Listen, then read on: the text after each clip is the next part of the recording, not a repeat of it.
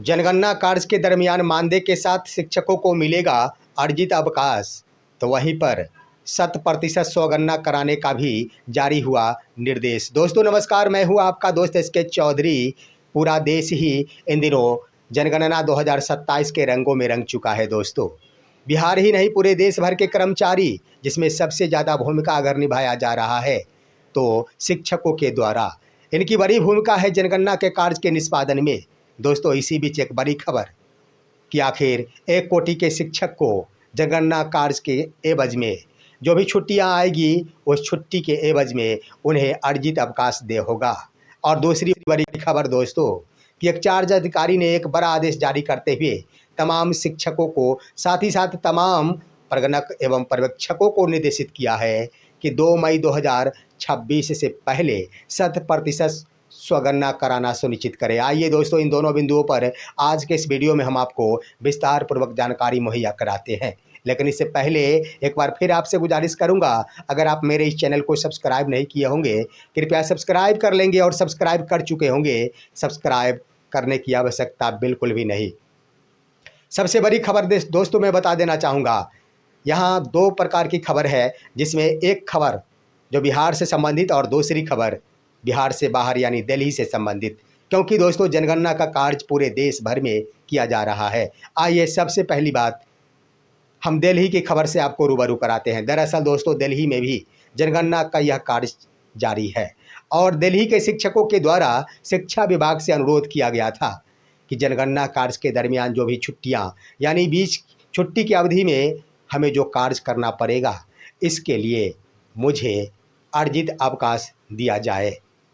और दोस्तों इसके लिए अखिल दिल्ली प्राथमिक शिक्षक संघ के स्तर से शिक्षा विभाग को एक आवेदन सुपुर्द कराया गया था, और उस आवेदन के माध्यम से डिमांड की गई थी कि छुट्टियों के दिनों में अगर हम कार्य करते हैं तो अनुरोध यही होगा कि कृपया कर मुझे छुट्टियों के दिनों के एवज में अर्जित अवकाश स्वीकृत करने की कृपा की जाए। दोस्तों आखिर उनके अनुरोध को दिल्ली शिक्षा विभाग ने सुन ली, और एक बड़ा पत्र जारी करते हुए उनकी डिमांड को पूरा कर दिया गया है। और वह पत्र भी आपके स्क्रीन पर दोस्तों दिल्ली शिक्षा विभाग के स्तर से जारी किया गया यह पत्र है। इसमें इस बात का उल्लेख कर दिया गया है कि अखिल दिल्ली प्राथमिक शिक्षक संघ के द्वारा दिए गए आवेदन को अप्रूव कर दिया गया है। दोस्तों इसके अंतर्गत यहाँ पर अर्जित अवकाश की स्वीकृति प्रदान कर दी गई। कहने का अर्थ ये हुआ कि जनगणना कार्य के दरमियान चाहे वो रविवारी अवकाश हो, चाहे कोई भी छुट्टी का दिन हो, उस दिन अगर शिक्षक कार्य करते हैं तो इसके बदले में अर्जित अवकाश दे होगा। सोचने वाली बात है दोस्तों, क्षतिपूर्ति अवकाश नहीं, अर्जित अवकाश दे होगा। यानी कहने का अर्थ ये हुआ कि उनकी वह अर्जित अवकाश बढ़ जाएगी। होगा क्या दोस्तों कि इस अवकाश को अगर शिक्षक उपभोग में ले आते हैं, अगर उपयोग में ले आते हैं तो कोई बात नहीं। अगर इस अर्जित अवकाश को शिक्षक छुट्टी के रूप में उपयोग में नहीं लाते हैं तो जब वो सेवानिवृत्त होंगे उस वक्त उन्हें इसका पैसा उस दिन के रेट के हिसाब से जोड़ कर दिया जाएगा। इसका मायने यही हुआ दोस्तों कि अर्जित अवकाश अभी जनगणना के कार्य के दरमियान उन्हें दे दिया जाएगा, तो अभी उपयोग में लाए या फिर ना लाते हैं तो सेवानिवृत्ति के समय उस समय का जो वेतनमान होगा उसके दर से उतने दिन का पैसा जोड़ कर दिया जाएगा। ये दिल्ली के शिक्षकों के लिए बड़ी खबर है दोस्तों, बिहार के शिक्षकों के लिए नहीं। मैं ये खबर इसलिए बता रहा हूँ कि जनगणना का यह कार्य पूरे देश भर में किया जा रहा, और देश भर के शिक्षकों पर यह लागू होता है, प्रगणक एवं पर्यवेक्षक के पद से संबंधित खबर। अब आइए दोस्तों, यहाँ पर सोचने वाली बात यह है कि क्या वहाँ सिर्फ ब सिर्फ अर्जित अवकाश ही दिया होगा? नहीं दोस्तों, मानदेय भी मिलेगा। और मैं बता देना चाहूँगा कि प्रगणक के लिए 25,000 रुपये जो निर्धारित किए गए हैं, सुपरवाइजर के लिए भी 25,000 रुपये मानदेय के रूप में निर्धारित किए गए हैं। वो पूरे देश भर के लिए, सिर्फ बिहार ही नहीं पूरे देश भर के लिए यह मानदेय निर्धारित किया गया है। चाहे गुजरात के शिक्षक हो, पश्चिम बंगाल के शिक्षक हो, झारखंड के शिक्षक हो, उत्तर प्रदेश के शिक्षक हो, बिहार के शिक्षक हो, सभी के प्रगणक को 25,000 रुपये ही दे होंगे, और पर्यवेक्षक को भी इतनी ही राशियां दे होगी।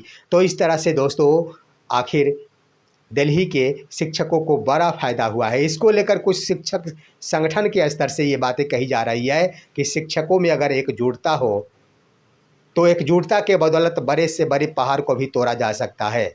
लेकिन वहीं पर अगर शिक्षक बिखर जाएंगे तो आखिर उनकी एक भी डिमांडें कदापि पूरी नहीं होगी, जिसको लेकर अपील की जा रही है। हालांकि ये बिहार है दोस्तों, बिहार के शिक्षक इतने सुशील हैं कि पदाधिकारियों के द्वारा दिए गए तोहफे पर ही निर्भर होते हैं। बिहार में तो ये देखने को मिलता है कई जगह एसआईआर के क्रम में क्षतिपूर्ति अवकाश दे दिया गया, लेकिन ढेर सारी जगह क्षतिपूर्ति अवकाश भी नहीं दिया गया। लेकिन फिर भी बिहार के शिक्षक काफ़ी संतुष्ट नजर आए, क्योंकि वो बिहार के लिए कार्य किया करते हैं। अब दोस्तों यहाँ पर एक और बड़ी खबर मैं बता देना चाहूँगा कि बिहार से वो खबर कि बिहार के एक चार्ज अधिकारी ने एक बड़ा आदेश जारी किया है। दरअसल बिहार के दरभंगा जिले के मनिगाछी प्रखंड विकास पदाधिकारी यानी चार्ज अधिकारी ने एक पत्र जारी करते हुए तमाम प्रगणक एवं पर्यवेक्षक को बड़ा निर्देश दिया है। वो पत्र भी आपके स्क्रीन पर दोस्तों क्या लिखा गया है।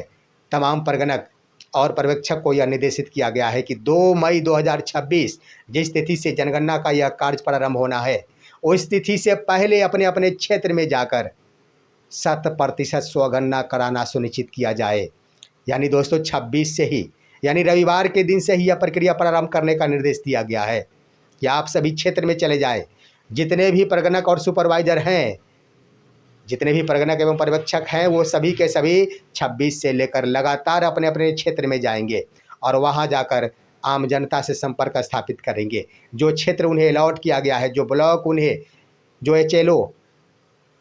HLB उन्हें अलॉट किया गया है, उस जगह पर जाएंगे और अभिभावक से संपर्क स्थापित करते हुए उन्हें स्वगणना के लिए प्रेरित करेंगे और 100% कराएंगे। यह बड़ा आदेश, ऐसा करने से देखा जाए दोस्तों तो सबसे ज़्यादा अगर लाभ होगा तो शिक्षकों यानी प्रगणक और पर्यवेक्षक को ही बड़ा लाभ होगा, क्योंकि एक तरह से कह दिया जाए तो यह जनगणना का कार्य अभी ही हो गया, बाद में तो सिर्फ व सिर्फ उसको वेरिफिकेशन करना होगा।